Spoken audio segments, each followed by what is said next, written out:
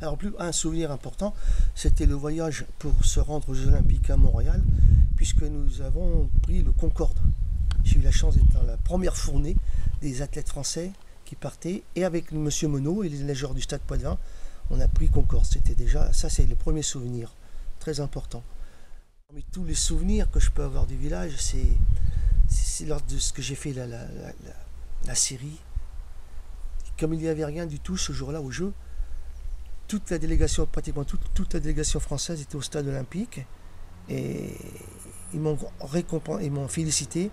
Et le soir, en arrivant au village avec mon plateau, Michel Hidalgo s'est levé pour venir m'embrasser avec le commandant Marillet qui s'occupait des coureurs cyclistes. Et Platini et tous ses copains de l'équipe de France de foot m'ont dit viens manger avec nous. Et donc j'ai mangé le soir de ma série, j'ai mangé avec l'équipe de France de foot et Platini, Battiston, Monsieur Hidalgo.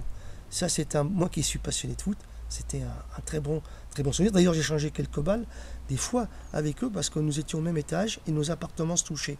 Alors dans le couloir je changeais quelques balles avec eux. Et au village, c'est extraordinaire.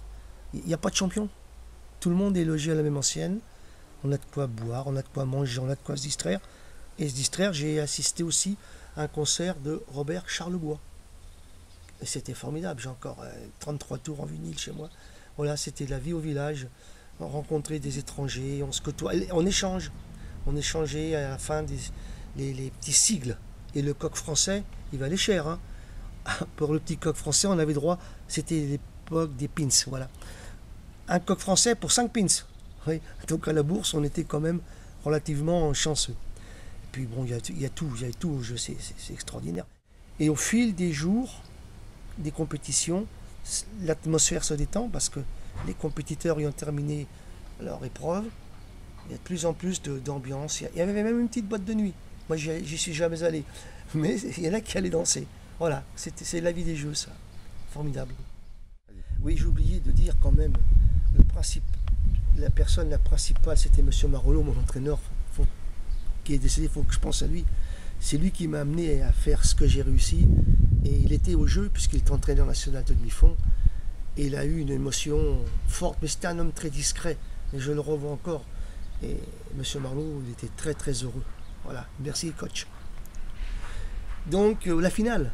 Alors la finale, et c'est un moment extraordinaire, c'est quand c'est dans la chambre d'appel. Il faut une demi-heure avant être dans la chambre d'appel.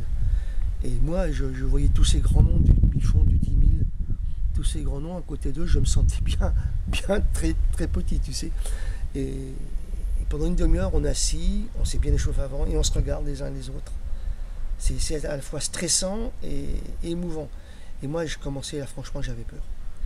J'avais peur parce que je me disais, pourvu que je ne sois pas lâché trop tôt, pourvu que je ne sois pas largué trop tôt, pourvu que je sois à peu près à la hauteur où je n'ambitionnais pas une médaille, bien sûr. Parce que je sais que je n'avais pas récupéré de ma série. 2 jours après, j'étais très très fatigué.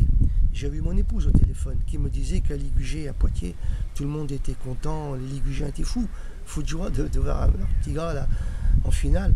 Et je me disais, pourvu que je ne les déçoive pas. Bon, j'ai fait 9e sur 16. Je considère que j'avais modestement accompli mon contrat.